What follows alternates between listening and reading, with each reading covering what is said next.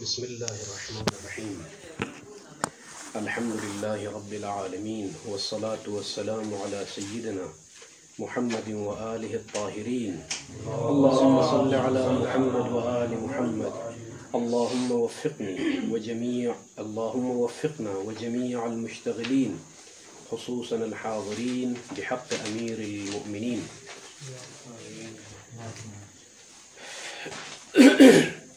آج پہلا دن ہے اور یوم اربعاء ہے، مادی امتحانی جو کہ کفایت الاصول للشیخ الآخند الخراسانی حفظہ رحمۃ اللہ تعالی علیہ.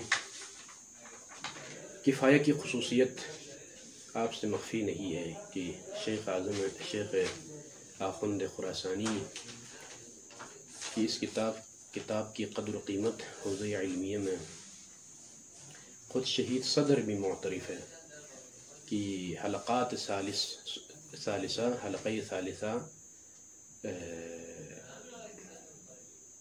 اس قدر کافی نہیں ہے کہ انسان کفایہ کو سمجھے. بعض جہاد کے لحاظ سے کفایہ عمیق ہے. جی ہاں، عبارتیں مختصر ہیں، پھر وہی بات، مطلب کو ممکن ہے شروحات میں آپ سمجھیں، لیکن تطبیق المطلب علی العبارہ یہ فن ہے کفایہ میں. آپ کفایت الاصول فی اسلوب الثانی اٹھا کر دیکھیں، میرے خیال میں اس سے آسان کوئی اشارہ نہیں ہے. آپ بیٹھ کے مطالعہ کریں کہ یہ تو بالکل کچھ بھی نہیں ہے. لیکن جب کفایہ کھولیں گے، اسی مطلب کو کفایہ میں دیکھیں گے تو عبارت اس قدر صاف اور مشکل، کبھی ضمیر میں، کبھی جو ہے اشارات میں، کنایات میں مطلب گم ہو جاتا ہے. فإذن تطبیق المطلب یعنی ترجمة العبارة هذا إذن فن في الكفاية. وهكذا أخذ المطلب، کبھی کبھار ترجمہ کرنے سے مطلب سمجھ میں آتا ہے، کبھی ترجمہ کرنے کے باوجود مطلب سمجھ میں نہیں آتا ہے. یہ دونوں چیزیں مطلوب ہیں ان قدیم کتابوں میں. لہذا بحث قطع، بلے شیخ اعظم انصاری شروع رسائل میں جب داخل ہوتے ہیں، علیکم السلام ورحمۃ اللہ، اہلا، علیکم السلام اہلا، تو فوراً بحث قطع سے آغاز کرتے ہیں. تو یہاں جو ہے مباحث الفاظ و فلان تمام چیزوں کے بعد بحث قطع سے جو ہے شیخ مصنف نے بحث کی ہے. حجیت قطع میں کوئی اشکال نہیں ہے، پہلی بات یہ ہے. اسی لیے کہا جاتا ہے حجیت القطع ذاتیت، لیکن جب یہ تعبیر استعمال ہوتی ہے القطع حجت، تو یہ حجت اس معنی میں نہیں ہے جہاں پر آپ ظنون کے لیے استعمال کرتے ہیں. خبر الواحد حجت، وہ حجت اور ہے، یہ حجت اور ہے. خبر الواحد حجت، القطع حجت، العلم حجت. ہاں، یہ حجت اس کی متعدد موارد میں متعدد معانی ہیں. لیکن جب ظنون خاصہ میں جب کہتے ہیں کہ الظنون المعتبر حجت، یعنی حجہ مجعولہ من قبل الجاعل، وہ جعلی وہ اعتباری حجت ہے، ٹھیک ہے نا، جاعل نے حجت. اما القطع ذاتی، حجیتہ ذاتیہ، فحجیتہ لیست مجعول من قبل جاعل ومن قبل معتبر، کسی اعتبار کرنے والے کی طرف سے. تو ظاہر سی بات پھر ظنون میں جو حجیت ہے وہ شارع کی طرف سے. شارع نے کہا کہ جو ہے اعملوا علی ھذا، مثلا ادلہ حجیت جو بیان ہوتی ہے. تو خلاصۃ الکلام الفرق بین حجیت القطع و بین حجیت الظنون الخاصہ، الحجة في القطع ذاتية وليست مجعولة، أما الحجة في الظنون یہ مجعولة وليست ذاتية. یہ پہلا نقطہ.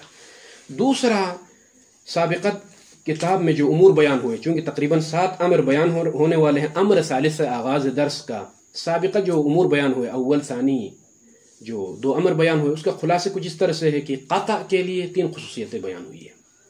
3 خصوصیات. الخصوصیت الاولی ان القطع کاشف، جو سابقہ، آج انشاءاللہ موضوعی میں ہم داخل ہو جائیں گے، لیکن طریقی کی خصوصیتیں بیان ہوئی ہیں، قطع طریقی کی، اور دونوں میں فرق بھی بیان ہوگا. القطع الطریقی له خصوصیات 3. الخصوصیت الاولی ان القطع کاشف وطریق عن الواقع. اگرچہ یہ طریق اور کشف سب کے پاس نہیں ہے، عند القاطع، جس کے پاس یہ قطع حاصل ہو اسی کے پاس ہی کیوں نہ ہو فهو طریق ولو كان هذا القطع عند القاطع فقط. تمام، یہ پہلی خصوصیت. اور دوسری خصوصیت ان القطع منجز ومعذر. القطع الطریقی منجز بھی ہے اور معذر بھی ہے. منجز کب ہے؟ اذا صادف الواقع، یعنی عند اصابت الحکم الواقعی، اگر قطع درست ہو قطعت بان هذا عصیر وبالواقع ايضا عصیر فهنا يقال منجز. القطع منجز اس حیثیت سے کہ اگر عمل کرے اس قطع کے اوپر تو یصاب.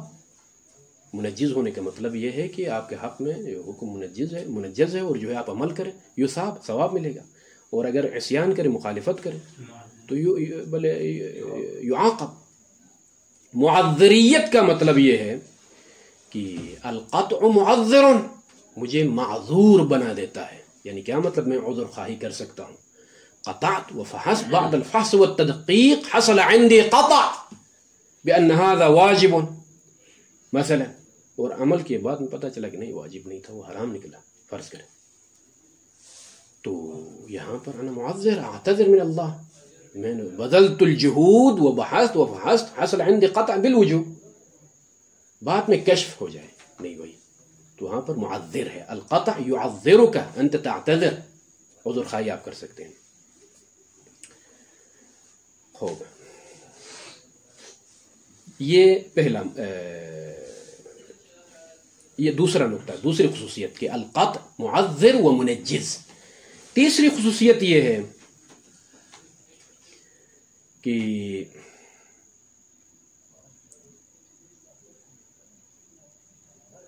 العفو، دوسری خصوصیت میں آپ منجزیت بیان کریں، تیسری خصوصیت میں معذریت بیان کریں.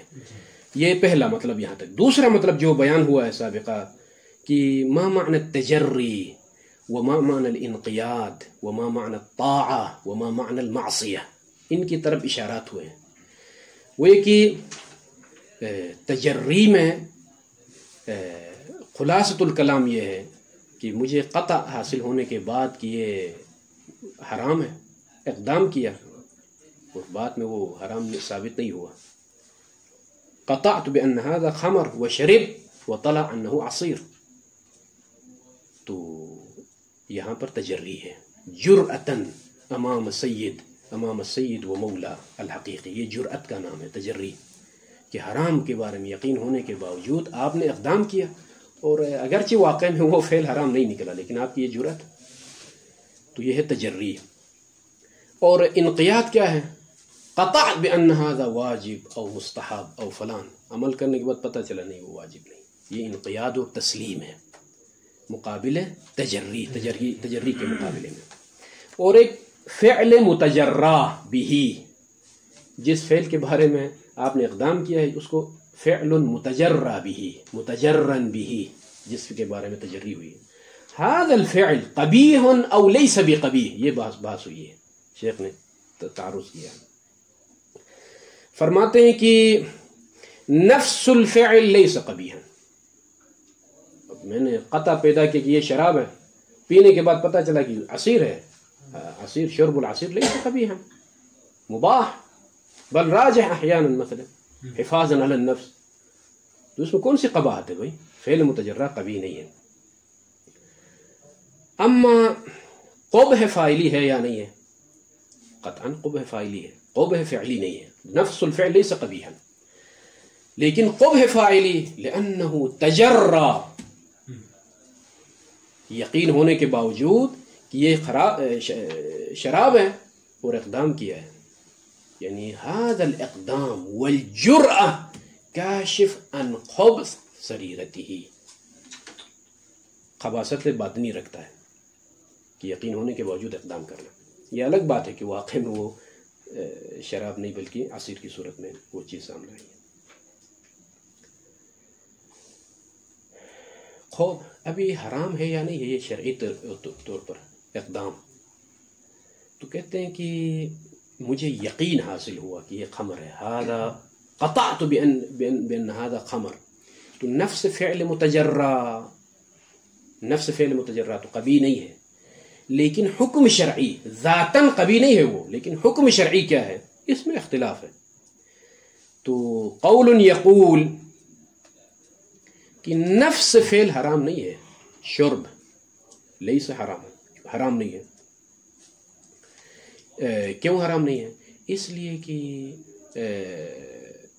احکام کا تعلق نفس موضوعات ہے، طریقی میں، قطع طریقی میں نفس موضوع کے ساتھ حکم تعلق رکھتا ہے حرمت کا، نہیں کہ الشیء المقطوع۔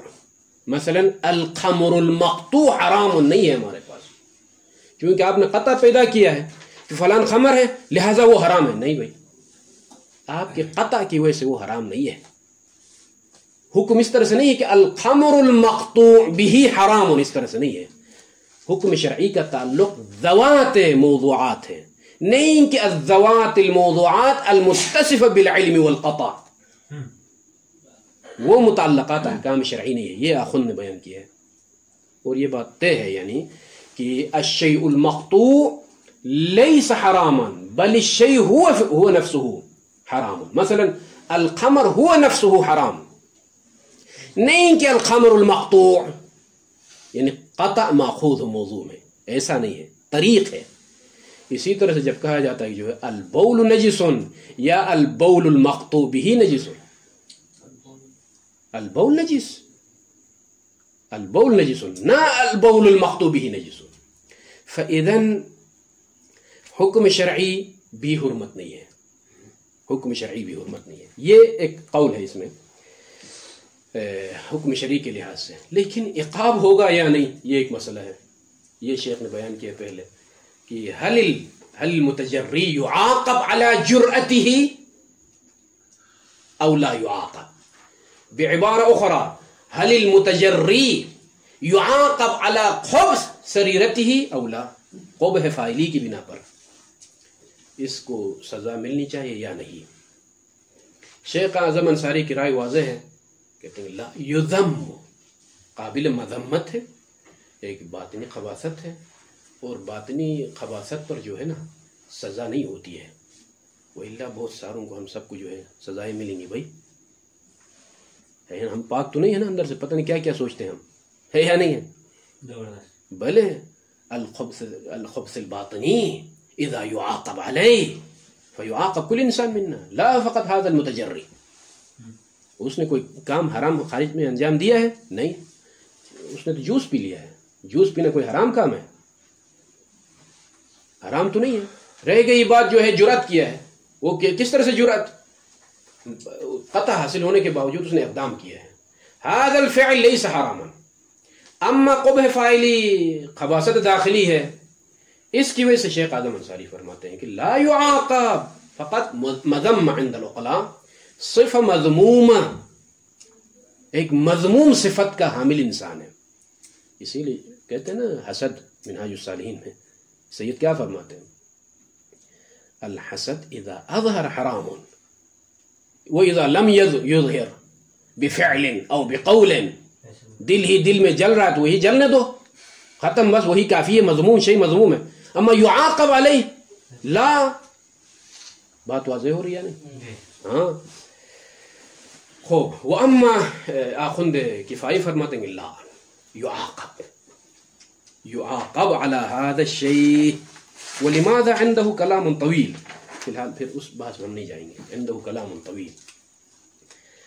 اللہ کل حال یہ باتیں جو بیان ہو گئی یہاں تک، الامر الثالث اقسام القطع واحکامها، القطع الطریقی، انه قد عرف ان القطع بالتکلیف اخطأ او اصاب يوجب عقلا مفعول استحقاق المدح والثواب او الذم والعقاب من دون ان يؤخذ شرعا في خطاب۔ یہ ہے قطع طریقی۔ کہتے ہیں کہ یہاں تک جو احکام بیان ہو گئے، منجزیت، معذریت، وہ فلان امر اول اور ثانی میں، وہ سب احکام اسی قطع طریقی کے احکام ہیں۔ باقی جو قسمیں ہیں، القطع علی قسمین رئیسیین، دو رئیسی قسمیں ہیں، پھر ان دونوں کی قسمیں آئیں گی انشاءاللہ تعالی، کہ پھر قطع طریقی کی بھی کچھ تقسیمات ہیں، موضوعی کی بھی۔ القطع الطریقی ما ہوا؟ القطع الذي يكون الطريق मुजर्रद तरीक, यानी क्या मतलब मुजर्रद तरीक? लैस मुस्बितन लिहुक्मिन आखर, किसी हुक्म को साबित नहीं कर रहा है। यानी क्या मतलब? इज़ा क़तअत हाज़ा, ऐसा नहीं है कि अगर आप कता करोगे, कता हासिल करोगे तो आप पर वाजिब है, इस तरह से नहीं है। अगर आपके पास कता हासिल हो तो हराम है, ऐसा नहीं है। इसलिए कि अगर इस तरह से होना फिर इसको कहा जाएगा क़त्अ मौज़ूई अल्लज़ी युस्बित शैअन आखर। क़त्अ मौज़ूई और इसमें इस्तिलाही फर्क इस तरह से, कमा अब्बर शेख अल-रवानी, अल-क़त्अ तरीक़ी तरीक़ुन व लैस मुस्बितन लिहुक्मिन, अम्मा तरीक़ अम्मा अल-क़त्अ अल-मौज़ूई मुस्बित लिहुक्मिन, हुक्म को साबित कर रहा।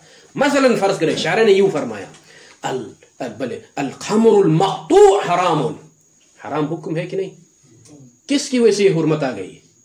तन्हा खमर की वजह से या खमर मक़तू की वजह से? फ़इज़न मक़तू, इस क़त्अ की वजह से हुर्मत आई है। यह है क़त्अ मौज़ूई।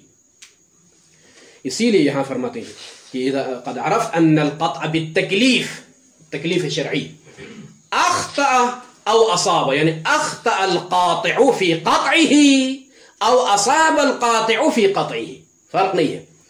यूजिबु, ये मूजिब बनता है अक़ली तौर पर इस्तिहक़ाक़ अल-मदहि वस्सवाब। ये किस मोरिद में? अगर मोरिद इताअत हो, हाँ, या मोरिद इनक़ियाद हो, तो वहां पर जो है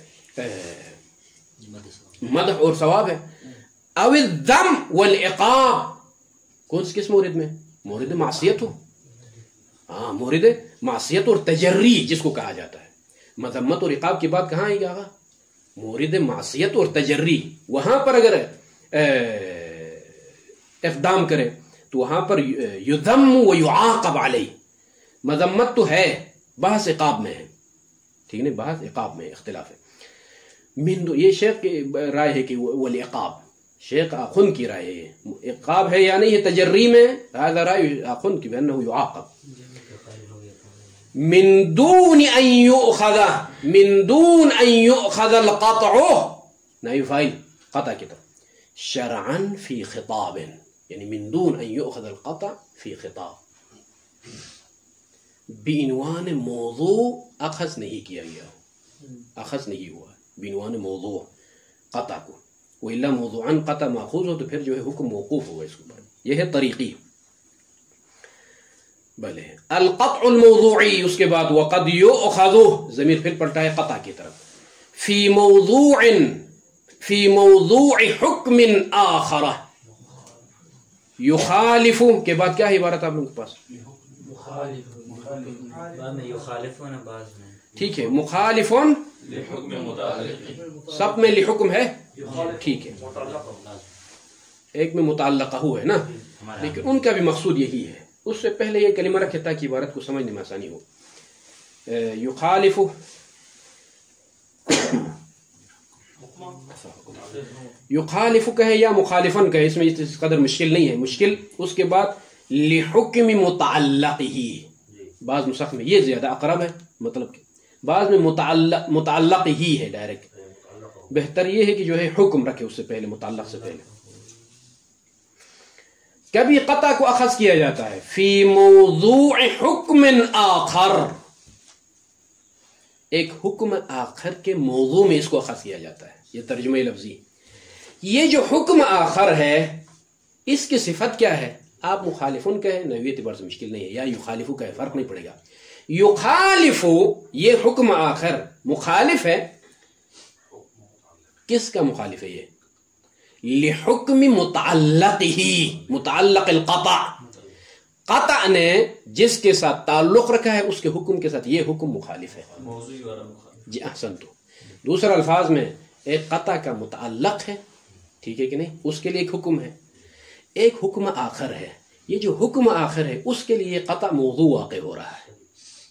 एक है मौज़ूअ क़त्अ, एक है मुतअल्लिक़ क़त्अ, दोनों में मुखालिफत पाई जाती है।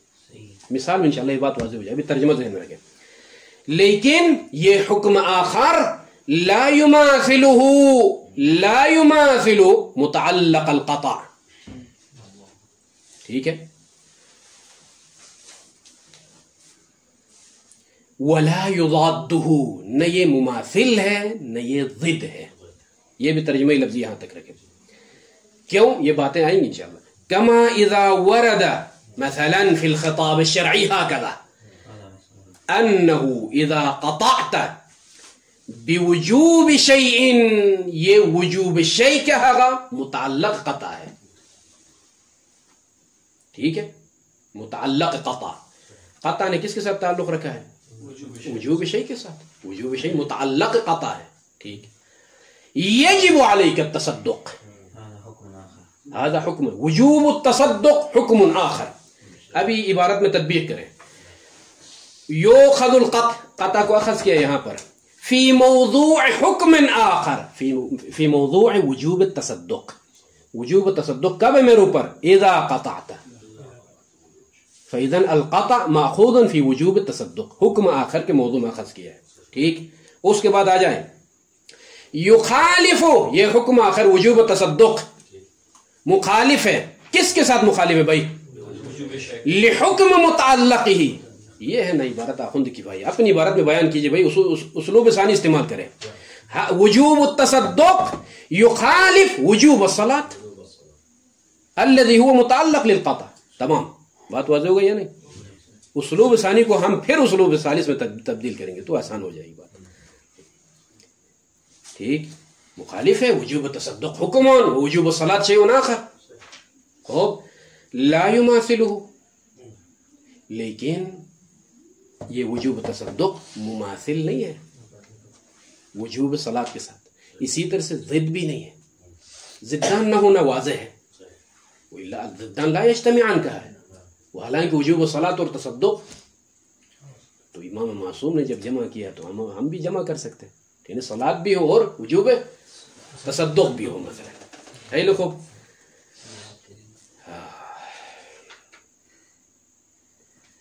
اما مماثل نہیں ہے، وإلا مماثل ہو نفس الحکم، اسی جیسا ہی حکم ہو جو متعلق قرار پایا قطع کے لیے، اور اسی جیسے حکم کے لیے ہی موضوع بھی بنے، تو اجتماع وجوبین متماثلین فی شیء واحد وهذا مستحیل فی المنطق. ثبت بلے. تو اسی لیے کہتے ہیں کہ اس مثال میں آپ یہ ثابت کر سکتے ہیں. اب یہاں سے تارتن تقسیمات القطع الموضوعی یأتی الکلام. آج یوم اول ہے. وصلی اللہ علی محمد وآلہ الطاہرین.